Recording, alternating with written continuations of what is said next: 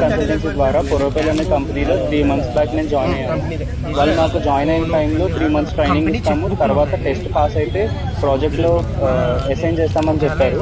1 month training అయింది రెగ్యులర్గా. రోజు 1 hour వర్క్ ఫ్రమ్ హోమ్ ఇచ్చారు, ల్యాప్టాప్స్ కూడా ప్రొవైడ్ చేశారు. రోజు 1 hour క్లాస్ అయ్యేది, అంతా బాగానే ఉంది. 1 month శాలరీ కూడా పడింది. సెకండ్ మంత్ నుంచి శాలరీ రాలేదని చెప్పి 2-3 times మెయిల్స్ పెడితే రెస్పాన్స్ లేదు. సో వన్ ఫైన్ డే మేము వాళ్ళు కాల్ చేస్తే వాళ్ళందరి నెంబర్ స్విచ్ ఆఫ్ వచ్చినాయి.